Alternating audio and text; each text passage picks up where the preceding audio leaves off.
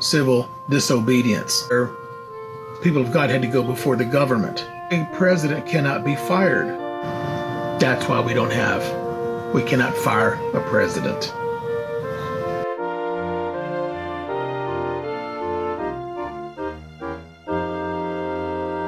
A few days ago, Sherry and I picked up a book called something about the Christian's responsibility or the Christian's view on civil disobedience.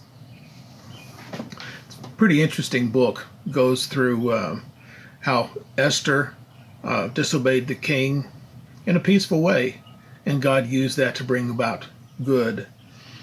And there were other examples in there where people of God had to go before the government and had to disobey laws. But reading that book and looking at the state of our country and the decisions being made by President Biden and his cabinet, she just wants to know why president cannot be fired. Well, we don't have anything in our Constitution that allows for firing a president. So we kind of went down the list of how this was set up. And we've got the judicial, the executive, legislative branches that are supposed to be check and balance one another. And then our founding, people who wrote the founding documents didn't want anything to happen quickly. So you've got a president for 4 years, representatives for 2 years, senators for 6 years. And those are supposed to overlap. It takes about, for major changes to take place, it takes 18 to 20 years because all these things have to change. But unfortunately, our politicians have rigged the system so that a president can only go 2 terms. So anything that he does can be changed, 8 years later.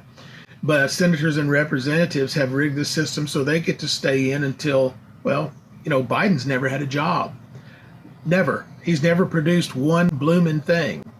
He's never worked for a factory or a company that produces jobs, that manages people and has to be productive, and that the payout, the income is based on actual production.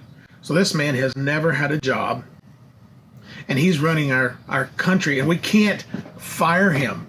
Our country was not set up so we can fire a president. We have to vote these people in. We have to vote them out. So that's why we cannot fire a president.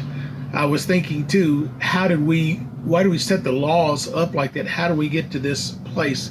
Well, when our country was being dictated to by King George, and we decided that we were going to fight against that, I don't know what the population of the U.S. was, or this continent was at the time. Let's say it was 30 million people. Do you know that only about a third of those people wanted to go against King George? 2/3 were just saying, let's just leave everything the way it is. They didn't want to fight. It's kind of like that today. I don't know what the percentage of people who want major change is, but it seems like the majority, or at least the way they rig the votes and everything, it seems like the majority just wants free stuff. They want rights rather than responsibility. But our people who wrote these documents, it wasn't easy. And we didn't have a constitution for the first, 9 years after we declared our independence in 1776. It was 9 years later, maybe longer than that, before we actually had a constitution. Before that constitution, we were 13 individual countries. We were Virginia and the Carolinas and Georgia and Rhode Island, etc. All these 13 little countries, each calling their shots. And it was semi-working. But some wise men decided that we'd be better off if we unified. So they start saying, let's become the United States of America. Let's don't be 13 individual countries, let's be one. So these people wanted a stronger federal government. There were some who were really dead set against that because of King George. And they didn't want to duplicate that. They did not want to have the same thing in this new country that we had just fought to gain our freedom from. So you have the anti-federalists. You've got federalists, strong government, anti-federalists, strong personal and state rights. They argued civilly, they argued, in the newspapers And then I'm sure they got together in private and kind of duked this thing out.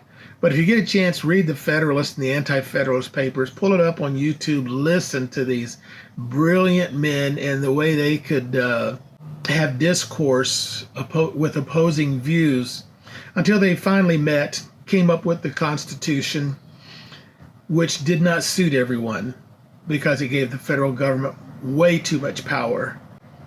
So we have the Bill of Rights amended to the Constitution, which seemed to kind of balance things out. So the reason we cannot fire a president is because of the way brilliant men set up the founding documents. Now we have stupid people trying to change them or reinterpret under contemporary standards. But right and wrong, that right and wrong is not contemporary. It doesn't change. Right and wrong, what was right then is right now. What was wrong then is wrong now. I'm going to end it with that. That's why we cannot fire a president.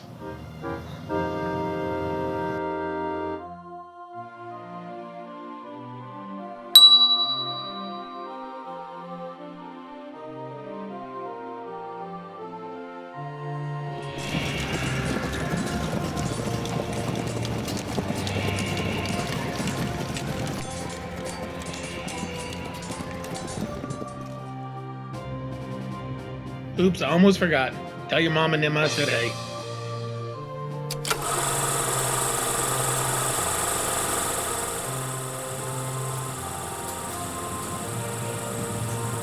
This is hard for me to do. I'm very sure of what I believe, but I'm not sure that I can get it out. But I'm just going to try. Okay. I can't do this.